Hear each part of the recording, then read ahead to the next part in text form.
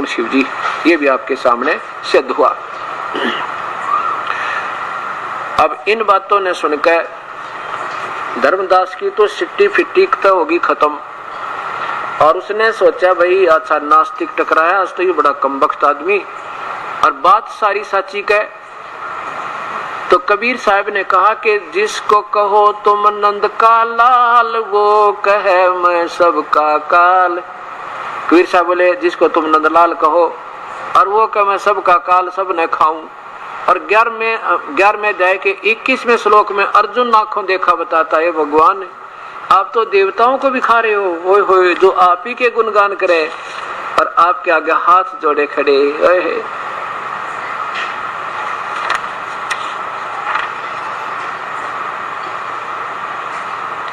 ये देखियो वही पवित्र गीता जी अध्याय नंबर 11 के श्लोक नंबर 21 में अर्जुन ने कहे परमात्मा आप तो इन ऋषियों ने भी खाओ और देवताओं को भी, जो आप पे के आगे हाथ जोड़े, आपके मंगल स्रोत वेदों के अनुसार सतोत्तर आपसे मंगल कामना कर रहे हैं, बख्श दो, उन्हें भी खाओ आप तो। 11वां अध्याय का श्लोक नंबर 21 ऊपर देखो, ये श्लोक नंबर 21 है। वे ही देवताओं के समूह आप में प्रवेश करते हैं, देवताओं को भी खा रहे हो आप, तो प्रवेश कर रहे हो आपके मुख मारे सारे, और कुछ भयभीत होकर हाथ जोड़कर आपके सामने आपके नाम और गुणों का उच्चारण करते हैं, और महर्षि और सिद्धों के समुदाय वो भी तैयार खड़े हैं आपका आगे, कांपन लग रहा है कि तुम्हारी नंबर आ गया, कल्याण हो, ऐसा कहकर उत्तम स्तोत्रों द्वारा आपकी स्तुति कर रहे हैं, और आप उनको भी खा रहे। फिर ये क्या कहता है 11वें अध्याय के 32वें श्लोक में, अर्जुन मैं तो काल हूं भाई, सब ने खाऊंगा, किसी ने ना बख्शूं। यहाँ कबीर साहब कहने लगे धर्मदास अब मान लीजिए आप श्री कृष्ण कह रहे हो, वैसे कृष्ण जैसी पुण्यात्मा काल नहीं थी, वो तो सतोगुण भगवान थे, वो तो उनके पास गोपियां भी प्यार पाया करती थी, गायें भी आकर के खड़ी हो जाती थी, उनका एक टक देखती रहती थी, वो काल नहीं हो सकते अर्जुन, लेकिन नहीं हो सकते धर्मदास, पर भाई तेरी बुद्धि के अनुसार, क्योंकि आपकी बुद्धि डाउन नहीं आ रही अभी ये क्या। फिर परमात्मा ने उसको छेड़ने के लिए कहा जिसको कहे तू नंद का लाल और वो कहे मैं सबका काल। बता भाई फिर काल की पूजा करके वो सब ने खावा, तो उसके उपासकों को भी खा रहा, तो आप ही देख रहे हो, अर्जुन आंखों देखा। बता अर्जुन, धर्मदास बोला बाबा जी जिंदा मुझे शिक्षा ना दे और घना ना बोला, मेरी आत्मा दुख है श्री कृष्ण के बाब ना नू घना मत का मेरे इन हमारे भगवानों के बारे में। अब श्री कबीर साहब बोले भाई कुएं में पड़े, आंखों देखी भी ना मानता गधा कहीं का। परमात्मा कहते हैं कि जान बूझ साची तजय और फिर भी करे झूठ से ने, वाकी संगति है प्रभु फिर सोपन में भी ना दे। इतना सोच के अंतर ध्यान हो गया परमात्मा। अब धर्मदास की आत्मा तो मान रही थी भाई बात तो महाराज जी सारी सच्ची कह रहे थे, और देख कर्म इनने किसे कर्म बिगाड़े। और आंखों से जब एकदम अदृश्य हो गया तो और गणा डर लग गया, और यथार्थता समझ में आ गई कि कोई आम व्यक्ति तो नहीं था भाई। जब मुसलमान होकर एक एक शब्द याद कर रखे, हर गीता हर वेद और शास्त्र के, ये आम आदमी नहीं था, ये तो हो सके भाई शुद्ध कोई भगवान हो, कोई देव हो, और तूने तो जुल्म कर दिया, पाप का भागी हो गया। क्योंकि भक्त आत्मा फिर डरा बहुत करे। उसने सोची सारी रात नींद ना आई, नींद नहीं आई तो और यूं प्रार्थना करे भगवान एक बार आ जाओ, फिर दोबारा एक बार दर्शन दे दो। आपने अब मैं कुछ नहीं बोलूं, सारी बात सुनूंगा आपसे, क्योंकि वो सारी बात सामने आने लग रही। तो काल है सब ने खावा, ब्रह्मा विष्णु महेश ने, यो सब देवता ने भी ना छोड़ा।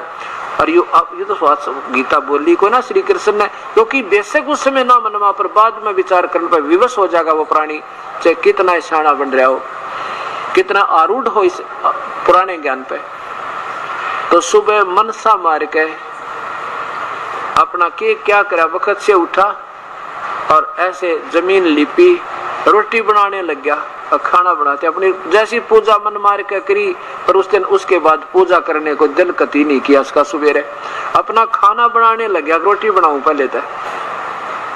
अब खाना बनाने लगा तो एक मोटी लकड़ी लिया तोड़ के जंगल में ढूंढ के लानी, वह बीच तक थोथी थी, होलो थी, और वो उसने लगा दी चूल्हे में। सही होगी लकड़ी और लगा के अग्नि जला दी, प्रज्वलित कर दी। रोटी बनाने लग गया, सब्जी सुब्जी बना के। और जब देखा ना वो जलती जलती जब बिल्कुल चूल्हे के पास आ गई, बाकी बच गई 1 फुट की 1.25 फुट की। जब उसकी दृष्टि पड़ी उस पिछले हिस्से पे, लकड़ी के पिछले हिस्से पे, उसमें तो क्या देखा उसने, ना जाने कितनी ये काली काली चींटियां आंट्स अपने अपने अंडों को मुंह में लेकर बच्चों को या कुछ वैसी उससे बाहर भाग रही हैं बाहर उस सुराख से। और सुराख के पिछले हिस्से पे लकड़ी जो गिल्ली होती है थोड़ी थोड़ी, चाहे मामूली सी भी गिल्ली क्यों ना हो, उसके पिछले हिस्से पे एक तरल पदार्थ सा ऐसे उबलता जैसे चाय उबला करे। और वो उसमें चींटियां गिर रही हैं, चटक चटक होकर जल रही, क्योंकि बाहर निकलने जगह ना मिला, रास्ता नहीं मिला। और अंदर कुछ वैसे अग्नि में जल गई। जब धर्मदास ने देखा उस प्यारी आत्मा ने, क्योंकि साधु कोई भी किसी मार्ग पर लग रहा है, चाहे वो किसी पंथ से संबंधित है, वो प्यारी आत्मा में दया बहुत होती है, क्योंकि उसमें पिछली कमाई है, लेकिन भविष्य की उसकी कुछ नहीं बन रही, क्योंकि वो शास्त्र विरुद्ध होने तय। अब क्या किया, जब उसने देखा तो सारा कांप गया, बैठ के भगवान आज ये कौन सा पाप हो गया मेरे तय।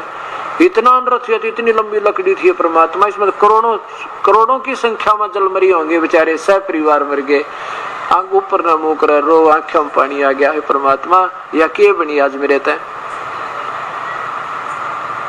मन में आप पर विचार किया कि आज मैं भोजन नहीं खाऊं और इसको किसी संत को खिला देता हूं, मुझे पाप नहीं लगेगा। ये सोच विचार करके रख कर थाली के ऊपर और ढक कर सुंदर थाल परोस, एक सुंदर कपड़ा लेकर चल पड़ा साधु की तलाश में। वहां परमात्मा वही पूर्ण ब्रह्म अपनी प्यारी आत्मा को चरणों में लेने के लिए ना जाने के कहते हैं सोचल सीधर मैं करूं अपने जन के काज। एक साधु जिसने साधु माना, गले में माला हो, लाल कपड़े पहन रखे हो, बुढ़ी सी को जटा बढ़ा रखी हो, तो साधु सही मान लेते हम। ऐसा रूप बना के एक वृक्ष के नीचे मालिक बैठ गए और दृष्टि पड़ी धर्मदास की कि ये महात्मा बैठे, और जाके प्रणाम किया, राम राम किया। भगवान ने भी उसका उत्तर दिया, राम राम भाई, आजा धर्मदास। जब कबीर साहब ने कहा आजा धर्मदास, तो धर्मदास ने सोचा भाई ये आदमी तुझे जाने क्यों कृत महात्मा। फिर सोचा तू बड़ा सेठ है ना, भंडारे करता रहता, कहीं गया होगा कभी भंडार में, इसलिए जानता होगा। कहने लगा महाराज जी आप भोजन पा लो, आपको भूख लगी होगी। कबीर साहब कहने लगे हाँ भाई भूख लगी है बच्चा, बहुत अच्छा किया आपने, बड़ा अच्छा किया, रख दे भोजन। जब उसने थाल रख दी, कपड़ा उठाया, तो परमात्मा ने अपना एक लोटा रखा था पानी का, जल का, उसमें से थोड़ा जल लिया और उस पर ऐसे छींटे मारे सारी भोजन पर, कुछ मंत्र सा बुदबुदा के लीला कर रहे थे। इतने में क्या हुआ कि सारे के सारे भोजन की चींटी बन गई, आंट्स काली काली व छोटी छोटी कीड़ी, और सारी काली थाली जो है काली होगी। अपने बच्चों को अंडों को मुख में लिए हुए वो घूम रही है, कोई बाहर निकला। जब कबीर साहब ने देखा उस धर्मदास की तरफ और अपना वही स्वरूप बना लिया जो पहले दिन जिंदा महात्मा के रूप में वार्ता हुई थी, और जब कहा कि धर्मदास कल तू क्या कहे था भाई, हम जीवन सा नहीं करते, हम पाप नहीं करते। कबीर साहब बोले तेरे तो कसाई भी अच्छा, वो एक दिन 100 हत्या करे तो उनने तो आज करोड़ों कर दी नकमी आत्मा, तो काहे का फिर जो हिंसा करते वो पार नहीं हो सकते, तो तेरे जैसा पापी नहीं तेरा कैसे उद्धार होगा। अब वो तो सामने भगवान बैठे, फिर के क्या कसर रहे थी, चरणों में गिर गए, नाक रगड़े, अन्यों को भगवान मेरे तो गलती होगी, ये परमात्मा बड़े दयालु आप तो, मैंने तो ये सोचा था भी ये कभी नहीं मिलेंगे, और भगवान आपके साथ में वकील जरूर बन गया था कल, पर मेरी आत्मा बहुत रोई बाद में कि मैंने गलत शब्द कह दिए महापुरुष से, और सारी बात सामने सच्ची थी, और भगवान मेरे तो समझ में आई, मेरी अक्षमा कर दो मुझे पापी को। कबीर साहब बोले कोई बात ना बेटा, हो गया अक्षमा। मैं तो ये कहता हूँ कि मेरे 2 जूत मार दो ना तुम, और तो भी मेरी बात को स्वीकार कर लो बेटा, मैं भी तुम्हें शुक्र मनाऊंगा फिर भी, क्योंकि तुम मुझे पहचान लो एक बार मैं कौन हूँ। तुम मेरे बच्चे हो, मेरी आत्मा हो, और ये काल तुम्हें ये झूठे लालच में फंसा के और यहाँ पर अपना आहार बना रहा, तुम्हें ऐसा कष्ट दे रहा है शायद कोई दुश्मन भी ना देवे। किसी का बेटा मरे, किसी की बेटी मरे, किसी की टांग कट गई, कोई अंधा हुआ पड़ा, किसी कैंसर हो रही, किसी को कोड लग गया, और भाई फिर गधेर कुत्ते सुअर बनवा के केक खुआवत हरे। तो बेटा अब तुम मेरे बच्चे हो, तुम्हारे को नशा हो रहा है काल के अक्षणिक सुख का, कोई छोटा सा अफसर बन गया अंडी पाक क्या 2 दिन खातिर, कल मर जाएगा परसों पशु, क्योंकि सदभक्ति वो करे नहीं। उस अक्षणिक सुख को मान कर सोचा तो तबस बिराना के बन गया, और मृत्यु भूल गया। उससे पहले तू कहाँ था ये भूल गया। ये याद दिलाता परमात्मा के झूठे सुख को सुख कहे ये मान रहा मन मोह दे, ये सकल चबीना काल का कुछ मुख में कुछ गोदे। परमात्मा कहते हैं कि ये तो झूठे सुख को सुख मानने बैठे, तुम तो यह प्रधानमंत्री बन गए हो, और ये काल तुम्हें खिला रहा है। यानी कुछ 1 लाख तो आज खा लिए उसने, पहुंच लिए उसके पास, रहेगा और एक्सीडेंट करवा देगा और ये पूरा कर लेगा अपना। 1 लाख प्राणियों का परिवार मानुष शरीरधारियों का टक्कर मार रहा है। किसी का बेटा मर गया, किसी की बेटी, किसी का भाई, किसी की माँ, किसी के कुनबे खत्म हो गए, उनका रोटी नहीं बने। और बाकी हम सोचे हम अभी कोई नहीं मरे, अभी ना मरा हम, आज ना तो कल मर जाएंगे, कल ना तो परसों नंबर आएगा। ये तो सकल चबीना काल का कुछ मुख में कुछ गोद। धर्मदास, ये काल है जिसको तुम विष्णु कहते हो। ये विष्णु कौन काल है? विष्णु का पिता जो महाविष्णु है ये काल है, और इसने तुम्हें ऐसे पाल रखा है जैसे कसाई बकरे पाला करे। देखिए विष्णु पुराण को, ये देखिए श्री विष्णु पुराण, इसमें कहा है कि विष्णु का एक रूप, विष्णु का एक रूप। तो अब पहले ये देखिए, इससे पहले एक ब्रह्मांड का चित्र। ये काल भगवान क्या करता है इस एक ब्रह्मांड में, इस काल की स्थिति देखिए। पहले एक ब्रह्मांड का लघु चित्र, इसमें क्या बताया है कि ये एक ब्रह्मांड है, इसी को पिंड, अंड और ब्रह्मांड भी कहते हैं। इस एक ब्रह्मांड में इस काल ने यह एक ब्रह्मलोक बना रखा है, और इसमें ये देखिएगा स्वयं महाविष्णु रूप में स्वयं रहता है और दुर्गा को अपनी पत्नी के रूप में रखता है। और यहाँ सतोगुण प्रधान क्षेत्र बना रखा है, ये तमोगुण प्रधान क्षेत्र है, और यहाँ पर ये सदाशिव रूप में स्वयं काल रहता है, और पार्वती रूप में, महापार्वती रूप में दुर्गा को रखता है। सतोगुण प्रधान क्षेत्र में जब ये महाविष्णु रूप में होते हैं और दुर्गा माँ लक्ष्मी रूप में होती है, इनसे जो पुत्र उत्पन्न होता है उसको ये सतोगुण बना देते हैं, नाम विष्णु रख देते हैं, फिर बेहोश कर देते हैं। और ये तमोगुण प्रधान क्षेत्र में जब ये दोनों काल और दुर्गा रहते हैं, यहाँ पर जो पुत्र उत्पन्न होता है इस तमोगुण प्रधान क्षेत्र में, उसको तमोगुण बनाकर ये शिव नाम रख देते हैं और बेहोश कर देते हैं, छोटी सी आयु का होते ही, जब ये नादान से होते हैं। और फिर इसमें ये महाब्रह्मा रूप में ये काल होता है, और आगे करा करो, और महासावित्री रूप में ये दुर्गा को रखता है, पीछे कर दुर्गा को रखता है। यहाँ जो पुत्र उत्पन्न होता है उसको ये रजोगुण बना देते हैं और नाम ब्रह्मा रख देते हैं, फिर तीनों को बेहोश कर देते हैं। अब नीचे देखो, अब यहाँ पीछे करो, पीछे देखो, ये अब ये विष्णु का लोक, इसके पुत्र विष्णु को होश में लाकर और फिर इनकी शादी करके और यहाँ छोड़ देते हैं इन दोनों को, और फिर अपने दूसरे पुत्र, पहले पुत्र ब्रह्मा को, दूसरा विष्णु, तीसरो शिव को, तीनों को एक एक और द्वीप रच के उस ब्रह्मलोक तैयारी। और केवल इन 3 लोकों के भगवान बनाते हैं एक एक विभाग के मंत्री, पाताल लोक, पृथ्वी लोक और ये स्वर्ग लोक। ये प्रभु, ये काल यहाँ रहता है, ये महाविष्णु रूप में ये काल है। और जब ये यहाँ से हट जाता है ना, जब इनका पूरा काम हो लेता है, तो ये कहाँ चला जाता है? ये फिर अपने 21वें ब्रह्मांड में पहुंच जाता है, उसके ऊपर पहुंच जाता है। ये देखिएगा इस काल के ये 21 ब्रह्मांड है। एक ब्रह्मांड देखा था आपने, वो ये है। ऐसे 5 महाब्रह्मांडों का एक ग्रुप बनाकर एक 5 ब्रह्मांडों का एक ग्रुप बना के एक महाब्रह्मांड बनाया है। ऐसे ऐसे 4 महाब्रह्मांडों में 5 ब्रह्मांडों को रोका है, और फिर इनसे अलग जब हो जाता है ना, इनमें से अपना पूरा कार्य करके दुर्गा को छोड़ देता है इसके अपने लोक में। ये दुर्गा का यहाँ अलग लोक है, इसको यहाँ भेज देता है, और ये स्वयं इससे अलग जाकर यहाँ बैठ जाता है अपने। ये है इसका असली स्थान। और यहाँ पारब्रह्म के लोक में जाने का ये जो है ये 10वां द्वार या ये 11वां द्वार है। यहाँ ये काल बैठता है, और यहाँ देखो ये 10वां द्वार है नीचे, ये है वो 10वां द्वार। ये 10वां द्वार करे ना, जितने 10वां द्वार का तो नजदीक भी नहीं है, क्योंकि ये तो एक ब्रह्मांड में बात करें। यहाँ पर यहाँ देखो नीचे, ये इनमें से किसी एक ब्रह्मांड में हम बैठे हैं जो अपनी तगड़मबाजी लगावे, इसमें 10वां द्वार, इसमें कहीं 10वां द्वार नहीं, ये 10वां द्वार ये है। इसने सब ब्रह्मांडों को रोक रखा है, यहाँ से जाना है, ये एक ब्रह्मांड भी पार नहीं कर सकते। इसके बाद हर ब्रह्मांड के बाद इसने एक और बाउंड्री बना रखी है, फिर कितना जाल फैला रखा है। ये 10वां द्वार और इसके ये 3 स्थान बना दिए, ये इधर नकली सतलोक, अलखलोक, अनामी लोक, अगमलोक इधर, और इधर ये 12 वो दूत नकली जिनको कलयुग में भेज देता है महापुरुषों को, क्योंकि युगों युगों के ऋषि होते हैं। और इसकी पुण्य कमाई को भेज देता है कलयुग में संत बनाकर, ये नकली साधना करते हैं शास्त्र विरुद्ध स्वयं भी, और अन्य ना जाने कितने जीवों को और शास्त्र विरुद्ध साधना कराकर काल के मुख में भेज देते हैं, और फिर ये भी नरक में जाते हैं, इनके पुजारी भी। ये काल का जा, ये है, ये आगे जा, ये बंद है, ये लोक है, ये कबीर साहब के उस सच्चे नाम तक खुलेगा ना, कोई खोल नहीं सकता। यहाँ जाके ये 11वां द्वार है, और वो काल यहाँ जाकर बैठ जाता है अपने, जब दुर्गा से सारे काम कर लेता है ना, तीनों पुत्रों की उत्पत्ति, फिर ये दुर्गा से अलग होकर यहाँ आ जाता है।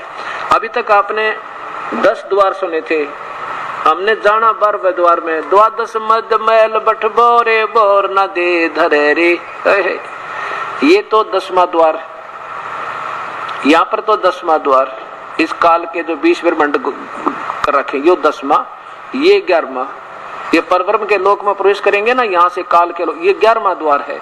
और यहाँ पर काल बैठा है, इसके सिर पर पैर रख के कबीर साहब की रजाते हैं, सतनाम के जाप के यहाँ जाएगा, ये 12वां द्वार। और 12 के बाद ये परमात्मा के दरबार में पहुंच जाते हैं। 12 मद मैल बठ बोरे बोर न दे धरे रे, 12वें द्वार के बाद है वो वास्तविक स्थान सतलोक, जहाँ फिर जन्म नहीं होता, बहुर ना दे धरे रे।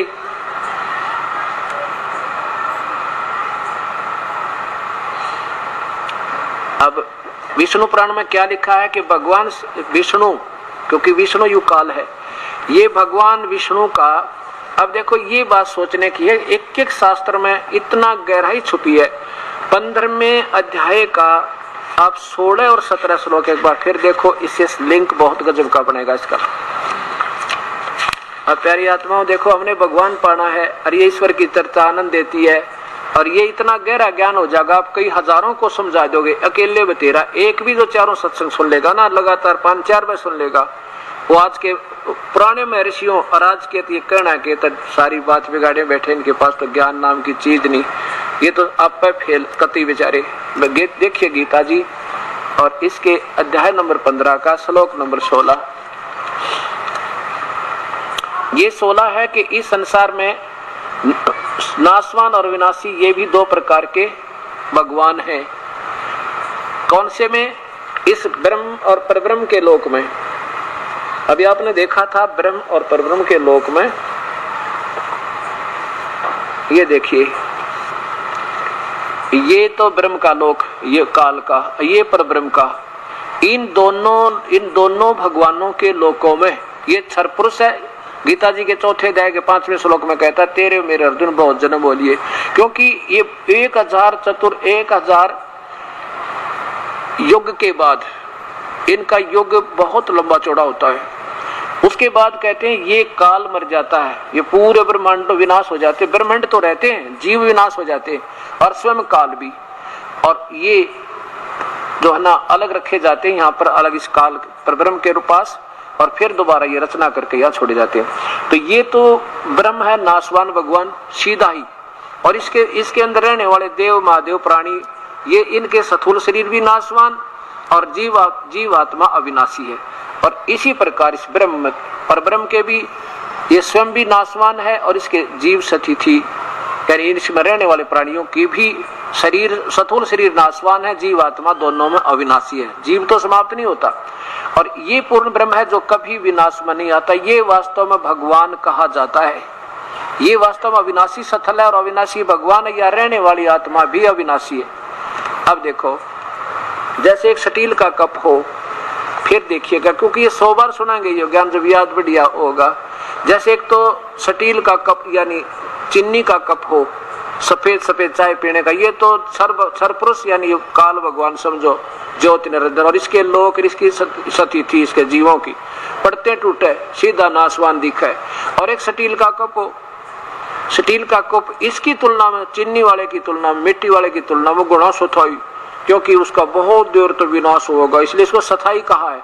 लेकिन होगा विनाश, जंग लगेगा, मिट्टी बनेगा, अवश्य बनेगा, लेकिन समय बहुत लगा। ऐसे ही इस ब्रह्म के और परब्रह्म के सतिथि उनके जीवों की शरीरों में इतना अंतर तो है, लेकिन फिर भी दोनों नाम वास्तव में अविनाशी तो तीसरा भगवान है, और वही सबका पालन पोषण करने वाला जड़ रूपी भगवान मूल है, और वही से सबको खुराक चलती है, उसको भगवान कहते हैं। अब देखो कितना निर्मल ज्ञान आपको पवित्र शास्त्र गीता जी के साथ और इसका विष्णु पुराण का कितना बढ़िया मेल होगा।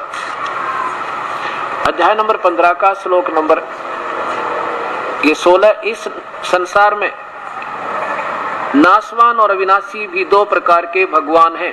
पुरुष माने प्रभु लिखना था, भगवान है। और इसी प्रकार इन्हीं के दोनों के लोकों में सभी प्राणियों का स्थूल शरीर तो नाशवान है और जीवात्मा अविनाशी कहा जाता है। अब तीसरे 17 में देखो, ऊपर संस्कार देखे बात बनेगी कि है उत्तम पुरुष है तू अन्य। वास्तव में सर्वोत्तम भगवान, अच्छा भगवान यानी सही परमात्मा तो इन दोनों से भी अन्य है। और परमात्मा इति उदाहरत है, जिसे भगवान कह सकते हैं, जिसे परमात्मा कहा जा सकता है, जो वास्तव में भगवान परमात्मा है। परमात्मा की अभी बताऊंगा व्याख्या आपको। और फिर क्या है कि वही ये लोक तरमय अविषय विभर्ति अवय ईश्वर है, वही तीनों लोकों में प्रवेश करके और सबका पालन पोषण करता, वो अविनाशी परमेश्वर परमात्मा, वो परमात्मा है। इसको कहते हैं ना उत्तम पुरुष है तो अन्य परमात्मा इति उदाहरते, जिसको भगवान कहा जा सकता है। अब इसमें क्या विष्णु पुराण में कि भगवान विष्णु का प्रथम रूप तो परमात्मा जैसा, पुरुष जैसा है, और वास्तव में असली रूप उसका काल है। ओए होए, प्रथम रूप तो भगवान जैसा। भगवान परमात्मा किसे कहते हैं कि जो केवल सुख दे, दुख ना दे, ना किसी ने मारे, ना खावे, ना टांग तोड़े, ना किसी ने गधा बनावे, ना सुअर बना के बिस्टा खुआवे, और वो उसको भगवान कहा करें। जो कोई दुख भी ना दे, केवल अपने संसारी आपको केवल सुख सुख दे, सारी सुविधा दे, खाने की, पीने की, रहने की, आपको कोई कष्ट ना दे, उसे परमात्मा कहते हैं। उत्तम पुरुष तो अन्य परमात्मा इति उदाहरते, जिसे वास्तव भगवान कह सकते हैं, और वो तीनों लोकों में प्रवेश करके सबका धारण पोषण करता है, उसको अविनाशी परमात्मा परमेश्वर इस प्रकार कहते हैं। ये फिर देखियो, अब विष्णु पुराण समझना कितना प्यार था आपके समझ में आओगी। ये है वो तीनों लोकों में प्रवेश करके सबका धारण पोषण करता है। यहाँ से खुराक चली तना में, तना से डार में, डार से ब्रह्मा विष्णु में इसके पास, और फिर हमारे पास आई। ये वास्तव में सबका पालन पोषण भी करता है, और यहाँ जाने के बाद कोई दुख नहीं, ये मारता नहीं, खाता नहीं, दुखी नहीं करता। अब तीन भगवानों की व्याख्या आपके सामने पवित्र गीता जी बता रही है। अब क्या हुआ, अब विष्णु पुराण में क्या बताया है कि श्री विष्णु का एक रूप तो, पहला रूप तो भगवान दिखे, और वास्तव में इसका असली रूप काल है। यानी जैसे हमारे को संसारिक सुख दे रखे, अच्छी बढ़िया वायु है, खेत है, खलिहान है, बाग है, बगीचे हैं, मेवा है, और देख कितने बढ़िया झरने, समुद्र नीचे पानी, पृथ्वी में ठंडे ठंडे मीठे मीठे पानी। हाँ, क्या बात कहते, अगर इस न देखे तो ये भगवान दिखे। और फिर रोजाना 1 लाख मानव शरीरधारियों को मारे, किसी के बेटा मरा, किसी की बेटी मरी, किसी की टांग टूट गई, किसी का अंधा हुआ पड़ा। कहते हैं यू असली रूप इसका काल है, वास्तविक रूप इसका काल है, और पहला रूप इसका भगवान दिखे। ऐसे श्री विष्णु यानी काल से प्रारंभ होती है ये विष्णु पुराण, और इसके बेटे त्रिलोकीय विष्णु पर इसकी लीलाओं से ये समाप्त होती है। यहाँ देखना श्री विष्णु पुराण गीता प्रेस गोरखपुर से प्रकाशित है, और साथ में इसके अनुवादक कौन है ये भी देखिए। श्री मुनीलाल गुप्त, गीता प्रेस गोरखपुर से मुद्रित है, और इसमें दूसरे अध्याय में लिखा है,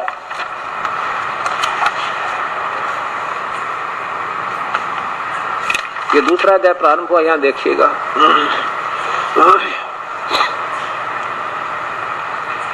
पर हे द्विज, ये जो है ना उल्टे सुल्टे ज्ञानी ऋषियों के, ब्रह्म को परब्रह्म के, नहीं न ब्रह्म का वीरा न परब्रह्म का। ब्रह्म तो जैसे दादा और परदादा, एक तो दादा एक परदादा, एक तो ब्रह्म एक परब्रह्म। परब्रह्म है ब्रह्म तो दूसरा भगवान, ज्योति निरंजन से कोई दूसरा, लेकिन इन्होंने एक का भगवान को ब्रह्म भी परब्रह्म भी पूर्ण ब्रह्म भी अपनी व्याख्या आप बनाए बैठे। चलो ये द्विज, ये परब्रह्म नहीं, ये विष्णु यानी काल, ये महाविष्णु का प्रथम रूप पुरुष। पुरुष है, पुरुष माने भगवान जैसा दिखे, परमात्मा जैसा दिखे। और अव्यक्त और व्यक्त ये प्रकृति महोदय दिए तीन के अपनी ब्रैकेट में अपनी सोच है महापुरुष की, लेखक टीकाकार की नहीं। अव्यक्त जो कभी, अव्यक्त माने कभी दिखाई ना देता, एज इट इज जहां ये रहता है वैसा नहीं दिखाई देता। और व्यक्त जैसे ये महा विष्णु रूप में ब्रह्मलोक में रहता है वहां ये आकार में है। अव्यक्त माने निराकार जो ना दिखे, और व्यक्त जो दिखाई दे। ये व्यक्त तो महाविष्णु रूप में रहता है ब्रह्मलोक में, और अव्यक्त ऐसे स्थान पर बैठा जो नो का नो दिखाई ना देता, जैसा यू है। जैसे उसको कृष्ण को अर्जुन को कहता, अर्जुन ये है मेरा वास्तविक काल रूप है, मैं कभी सामने अपनी योग माया से छुपा रहता हूँ, हूं तो मैं नो का नो मनुष्य जैसा, पर मैं छुपा रहता हूँ। कहाँ 21वें ब्रह्मांड में बैठा है ये। अब देखो, और परम रूप उसका, काल उसका परम रूप है। आगे देखो, यहां देखिए इधर,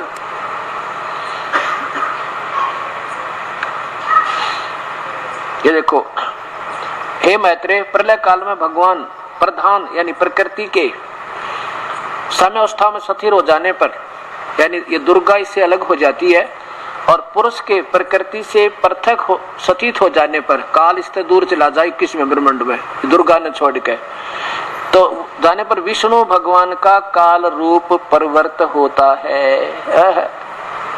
फिर यहाँ से निकल जाए, यहाँ तो महाविष्णु रूप में रहता है, इस एक ब्रह्मांड में, एक ब्रह्मलोक में था, यहाँ से छोड़कर 21वें ब्रह्मांड में जा बैठता है। कहते वहां ये वास्तविक उस रूप में चला जाता जो अर्जुन को दर्शन दिए थे। दुर्गा के प्रकृति से दूर हो जाने पर, अलग हो जाने से काल का